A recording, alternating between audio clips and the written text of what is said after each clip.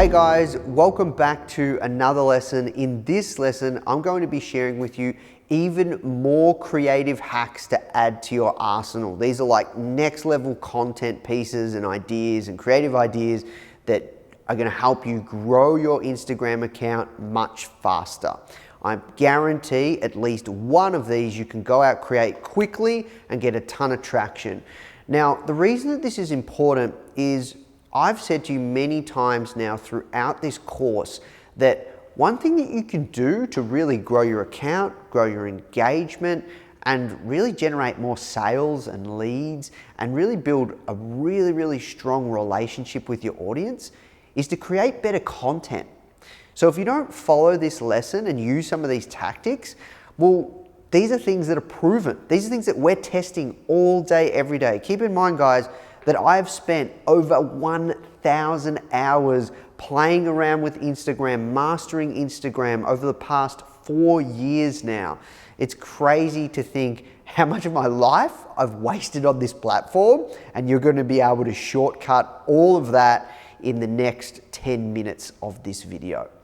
All right, so let's jump in. I'm going to pull up my phone. I'm going to share with you just some crazy, really powerful pieces of content that we've seen do very well that you can take and replicate for your business, your niche, your market, however you want to do it. Doesn't matter if you have a personal brand, doesn't matter if you have a local business or service-based business, or you're looking for more clients, or you sell physical products. So let's start off with Founder. The first thing that I want to show you is the Twitter posts. So we've seen a lot of success where you can just find somebody's post or your own post on Twitter and take a screenshot and then just post it on Instagram. Don't ask me why, but it works really well. People love it, and as you can see here, this particular one, this post is doing better than 95% of your most recent posts. You view the insights, 3,000 saves, 15,000 likes, 1,000 people have sent it. We've seen ones do even better than that. This one with Warren Buffett, it got 31,000. I don't even know why Instagram said that, because this one got way better engagement stats, like 6 times more saves, 4 times more sends, and like 3 times more likes, and way more comments too. So something to think about. But yeah, these Twitter pics, they do really well. That's why we keep doing them now, as you can see. 16,000, yeah. This one, James Franco. This one this one got 37,000 likes, almost 1,000 comments. So you can see these Twitter pics, absolutely golden. And they're very easy to replicate, very easy to create, very easy to just create yourself if you have a personal brand, or even your own company's brand. Just screenshot it, crop it, and just post it. Super simple with the white background. So the next piece of content that's like really creative, really cool that we've seen doing well is like statistics. And these are kind of like, anything that's kind of informational based. So stats, anything like kind of reference only, just so it's not a quote, it's not a photo of a product, it's not a CTA to go and get XYZ or whatnot, it's not a pretty photo, it's literally a statistic or an infographic of some sorts that presents a compilation of interesting information. So I'll show you some on Founder that we've seen do quite well. Like this one, like things to do to become a millionaire by 30. We know that it's very aspirational for our audience. So as you can see, 8,400 saves, 14,000 likes. That one got a lot of engagement. So here's another one where it has the language of successful managers. I thought this one was really cool because it shows that a lot of people in our audience are interested not only just about making money, but also entrepreneurship and leadership. So this one did quite well. It had almost 10,000 saves, 13,000 likes, 1,400 DMs. So you can start to see like anything that's really valuable, people will save it. anything that's really valuable, people will share it, you'll get a lot of comments. So for us, that was quite good. I might show you some other accounts that I've seen do really, really cool stats as well. So as an example, Bloomberg are doing an incredible job with stats, and I see them do really, really well on their account. Like hedge funds, not led by white men, outperform nearly 2 to 1. So that's a bit controversial. Maybe that one is doing quite well, but these ones, you know, these are the world's worst innovative economies. Trump's tax cuts have allowed the 6 biggest US banks to save $32 billion. So these statistics kinds of posts or infographic style posts, they do really, really well.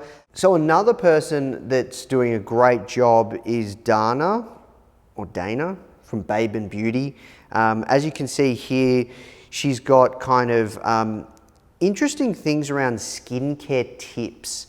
So tips like, or listicles or any statistics or infographic style content is really, really powerful. So like, and it's just like so valuable. Like you can see she has 100,000 followers, not even, and some of her posts get, you know, a couple of hundred comments, which is great. Like, you know, for us, it's good as a 2 million account if we get a few hundred comments or 1,000 comments. So you can see the kind of difference. Like, so she's got beauty tips and like, so she's obviously doing really, really well with these kind of statistic-based posts as well. So we share with you as well the tools that you can use below this video in the resources, how you can create images like this as well. It's really, really easy with these tools. So the next one that I want to go through that I've seen a lot of success with is carousels. Now at Founder, we want to do more of these. We just got so much content that we're putting out. I'm trying to work out a way that we can do at least one of these a day. But I want to show you some examples of people that are doing it and they're doing a really good job at it. The person that kind of started this was Chris Du.